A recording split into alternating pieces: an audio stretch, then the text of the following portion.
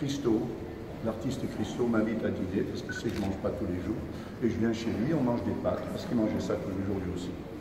Il y a lui, Jeanne-Claude, sa femme, et un collectionneur qui s'appelle M. Fishman, qui est un milliardaire belge qui achète régulièrement des œuvres de Christo. Pas cher, c'est pourquoi on mange encore des pâtes. En tout cas, on dîne, moi je n'ai que 26 ans, et je suis un petit peu timide encore. Christo, je le connais, mais pas depuis très longtemps. Et à la fin du repas, ce monsieur Fishman me dit « Mais qu'est-ce que vous faites ?» Je lui dis « Oh, je fais… » Christo lui dit « Mais regardez !» Et il lui montre un tableau un petit peu comme ça. Donc très froid, pas de… Vous voyez, à l'époque, il faut comprendre que si aujourd'hui, il y a très peu de gens qui acceptent ça comme voilà. Mais à l'époque, on parle maintenant d'il y a 52 ans. Vous voyez, il y a longtemps, donc c'était inconcevable que l'artiste puisse faire un truc comme ça. Donc le type qui est pourtant assez branché, il connaît Carl André, Sol des 8 jeunes, il connaît tout ça. Et là, il arrive et me dit, attendez, c'est spécial ce que vous faites. Je peux aller voir votre atelier. Et ce soir-là, je l'emmène dans mon atelier, qui bien sûr n'est pas mon atelier, mais l'atelier d'Armand, que je squatte à longueur de temps. Non seulement j'habitais chez Armand, mais ensuite j'ai utilisé son atelier, enfin je l'ai exploité au maximum, ce rapport que je respecte énormément. En tout cas, je lui montre les tableaux que vous voyez là, mais plutôt ceux qui sont dans la pièce à côté. Seulement pour mon explication, il vaut mieux celui-là. Et il me dit, j'en reviens pas, j'ai jamais vu ça, mais vous savez, je vais vous présenter une galerie, White Space à Anvers, tout d'un coup, j'ai quelqu'un qui enfin regarde mon travail. Et on échange le téléphone, on se sépare. 3 jours après, le téléphone sonne, bien sûr, dans l'appartement d'Armand. Armand n'est pas là, c'est moi qui réponds. Je crois que c'est pour Armand, mais non, c'est pour moi. C'est pour moi, et c'est ce monsieur Fishman qui me dit « Ah, je suis content de tomber sur vous. Vous savez où j'étais aujourd'hui ?» Ben, j'ai dit « Non, je ne sais pas, vous êtes… » Il me dit « J'étais chez Marcel Duchamp. » Je lui dis « Vous avez de la chance, j'aimerais bien que ça m'arrive. » Il me dit « Alors, pardon, alors quelquefois, ma petite histoire vous fait un peu prétentieux. Je vous dis les choses telles qu'elles se sont passées. Ok, pardon. » Alors, il me dit « Mais ça va vous arriver ?» J'ai dit « Ah bon ?» Il me dit « Oui, parce qu'il y a Marcel Duchamp qui veut que vous l'appeliez. » Attendez, c'est Marcel Duchamp qui veut que je l'appelle. Je dis « Ah bon, Marcel Duchamp veut que je l'appelle. » Il me dit « Oui, mais je vais vous expliquer. Je lui ai parlé de vous, je lui ai dit que je vous avais rencontré il y a 3 jours et que j'ai vu que vous faisiez des choses qui… Ben, je lui ai dit que vous étiez le nouveau Marcel Duchamp. Ah oui, là, c'est dur à avaler. Tu le connaissais l'histoire? Oui. Et il me dit, mais écoutez, voilà son numéro, mais appelez-le tout de suite, appelez-le ce soir, il veut que vous alliez le voir. Je raccroche, je regarde le numéro, c'est le numéro de Marcel Duchamp. Ok, allez, je fais le numéro. Et je tombe sur Tini Duchamp, la femme de Duchamp, et bonjour madame, je suis Bernard René, monsieur Fishman. Ah oui, attendez, ne quittez pas, je vous passe Marcel. On déconne, je vous passe Marcel. Je suis là, j'ai le cœur qui bat, et tout à coup j'ai Marcel. Ah oui, bonjour monsieur Duchamp, voilà, je suis Bernard René, monsieur Fishman. Ah oui, il m'a beaucoup parlé de vous. Ah, écoutez, oui, ça me ferait vraiment plaisir. Venez me voir un petit peu quand vous avez du temps. Bah, vous savez, j'ai beaucoup de temps, c'est personne qui s'intéresse à moi. Alors il me dit, bah, venez demain après-midi, après ma sieste, à 15h. Ah, j'ai dit, d'accord, ok. Je raccroche, il me donne l'adresse, bien sûr, je raccroche. Et là, je me dis, demain, je vais rencontrer Duchamp. Et on lui a dit que j'étais le nouveau Duchamp. Il faudrait quand même que j'ai quelque chose à lui dire. Je réfléchis. Je fais ma petite sélection de photos parce qu'à l'époque, je n'ai pas encore de livre de catalogue sur moi. Et puis, je les donne. Et le lendemain, 15h, je sonne chez Marcel Duchamp. Et là, je suis prêt. Tini Duchamp vient m'ouvrir. Je monte les escaliers, petit immeuble dans le East Village. Et là, je rentre dans une grande pièce. Et je vois Marcel Duchamp assis sur son fauteuil. À côté, une petite table. Il y a un divan qui est là. Il ne se lève pas, parce que quand même il a 80 ans, je viens, je lui dis bonjour, il me dit je m'assois. Et bon, vous savez, vous avez 26 ans, il en a 80, vous êtes personne, et lui c'est un géant de l'histoire de l'art. Alors j'ai préparé mon truc et je lui dis, vous savez, je suis content de vous rencontrer, parce que oui, l'année dernière, j'étais avec Man Ray et je lui raconte une anecdote très drôle que j'ai vécue avec Man Ray, particulièrement drôle. Et je lui dis, vous savez, c'est Armand qui me parle, je lui sors tous les noms que je connais. Armand me parle toujours de vous, il joue aux échecs et tout ça. Après, je lui parle de Takis, de Christo, bien sûr. Et puis, à un moment, je lui dis, ah oui, et puis alors, vous savez, je connais bien Bill Copley, que j'ai rencontré pas rarement, et tout ça, et tout ça. Et Bill Copley, juste anecdote, c'est la personne qui, à ce moment-là précis, quand je rencontre Marcel Duchamp, est en train de financer cette fameuse œuvre de Marcel Duchamp, qui est, on voit à travers le trou, étant donné. Voilà.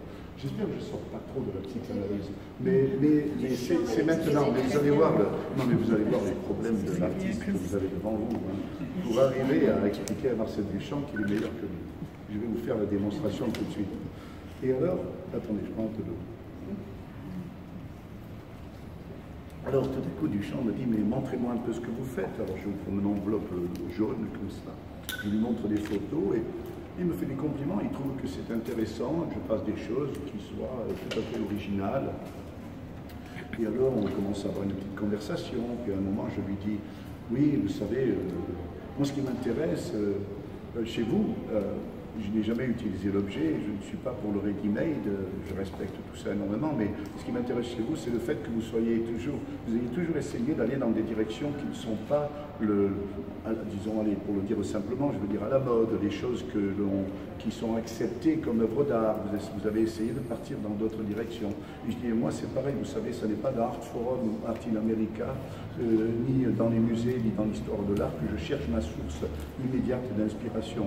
Je vais à Columbia University et là j'ai des domaines complètement nouveaux. Je trouve qu'il y a un univers qui est tellement vaste que ça me permet d'aller au-delà de ce que d'autres ont fait, peut-être de ne pas répéter ce qu'ils ont déjà réalisé. Ah oui, oui, oui, c'est très très bien. Oui, oui. Je dis oui, vous avez fait un art artistique et moi j'essaye aussi de partir ailleurs. Oui, c'est très bien, c'est très bien. Mais vous voyez, moi ce qui m'intéresse, M. Duchamp, c'est cette radicalité qu'il y a dans votre œuvre, et j'essaye aussi d'aller très loin dans la radicalité. Oui, oui, très très bien, très bien. Et puis là, je vais lui sortir le paquet.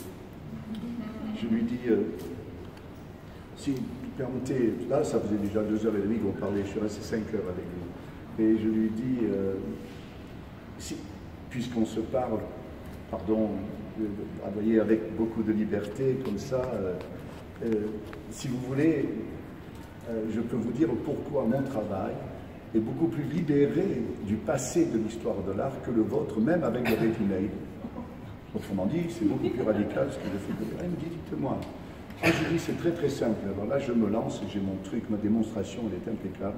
Et essayez de me démolir, je vous laisse faire. Je l'écouterai avec plaisir, ce que vous allez me dire. Je lui dis, voilà, écoutez, dans toute l'histoire de l'art, depuis le début, tous les artistes ont tous fonctionné dans deux voies, mais tous, et moi pas. Je vais vous faire la démonstration. La première voie, c'est celle où les artistes ont vu le monde autour d'eux, et ils l'ont représenté, ils ont fait des tableaux, vous savez, ils ont fait des sculptures. Alors ils ont interprété, représenté ou présenté. Alors présenter, c'est vous et c'est colossal, vous avez pris l'objet, au lieu de l'interpréter, de le représenter, vous l'avez pris, vous l'avez montré, c'est énorme, c'est une chose extraordinaire dans le contexte de l'histoire de l'art, mais vous êtes dans cette voie où vous avez utilisé cet univers qui nous entoure. D'ailleurs, le ready-made, celui de on va choisir le porte-bouteille, aurait très bien pu se retrouver sur une table, sur une nature morte de Cézanne ou de Van Gogh. Vous voyez, donc vous faites partie de cette histoire-là. Mais moi, pas du tout. Une équation mathématique, c'est une pure abstraction. Ça n'est pas un objet tangible que vous prenez comme ça et vous le mettez au milieu d'une nature morte de Van Gogh ou de Cézanne. Donc je n'ai rien à voir avec tout ça. Donc vous voyez, vous êtes déjà dans la première voie et moi je n'y suis pas. Là, il y en a une deuxième. C'est celle où les artistes n'ont pas utilisé le monde autour d'eux. Là, il y a peut-être des choses à penser sur la pathologie de l'artiste. Et j'ai dit, ils n'ont pas représenté le monde autour d'eux, mais souvent, ils ont laissé leur... je fatigue un peu, pardonnez-moi. On trouve dans leur œuvre l'expression de leur personnalité. C'est-à-dire qu'il y a une transposition quelque part de leur personnalité sur les œuvres. La plupart du temps, ils ont fait des tableaux abstraits. Alors, je lui donne comme exemple Jackson Pollock et Franz Klein, assez brut, ces mecs qui créaient crachant sur leur tableau. Et je dis, il y a le contraire, il y a Rothko qui est dans un art sacré, dans le religieux, voilà. Et chaque fois, on reconnaît la personnalité des artistes. Je lui dis, je me rappelle, c'était assez drôle, je lui dis, pensez à Mondrian, le vertical, l'horizontal, il était raide comme un passe-lacet, ça me fait rire, je lui ai dit ça. Et je lui parle d'autres artistes comme ça, je lui parle d'André Reinhardt et je lui parle aussi de Yves Klein avec son attitude transcendantale et tout ça. Et je lui dis, vous n'avez pas fait des œuvres d'art abstraites, mais vous avez laissé transparaître votre personnalité à travers vos œuvres. Lorsque vous avez fait la Joconde avec la moustache et que vous avez marqué « elle a chaud au cul », eh bien sûr, on reconnaît là-dedans votre sens de l'humour. D'abord le fait que vous êtes français, ensuite votre sens de l'humour, votre maîtrise comme ça de la langue. Et je lui dis, quand vous avez montré la pelle à neige, in advance of a broken arm, c'est-à-dire avant de se casser la figure, j'y dis encore une fois, c'était typique de votre attitude dadaïste. Et donc vous êtes là encore en train de montrer quelque chose de votre personnalité. Vous voyez, vous êtes aussi dans cette voie, mais moi pas du tout. Moi je dis, quand je présente une œuvre d'art, je ne sais même pas à quoi elle va ressembler, je téléphone à Columbia University à Jack Lindman, et je dis, Jack, dis-moi un sujet, donne-moi un sujet qui est pertinent dans son domaine. Tu ne le choisis pas en fonction de la beauté des diagrammes, mais de la pertinence dans son propre domaine. Et tu envoies la photo au musée de Chicago. Le musée de Chicago va faire des photos et va exposer les œuvres. Et j'irai même pas voir l'exposition. Vous voyez à quel point il y avait une distance comme ça que je notais. Donc voilà la démonstration que j'ai faite à Duchamp pour lui. Et c'est à ce moment-là que je lui dis, alors tout le monde me dit, mais qu'est-ce qu'il t'a dit? Non. Je ne l'ai même pas laissé dire quoi que ce soit.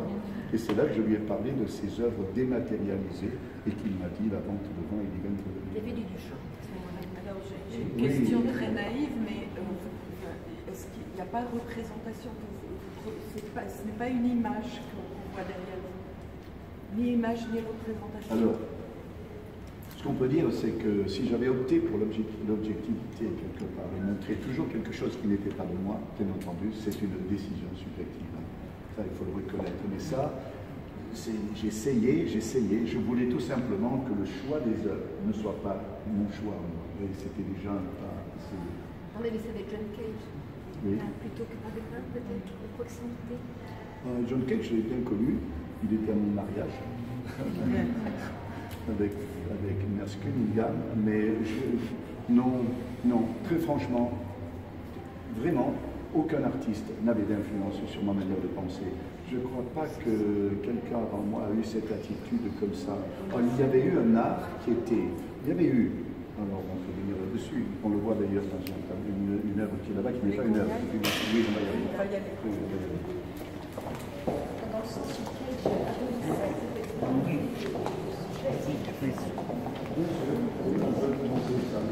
a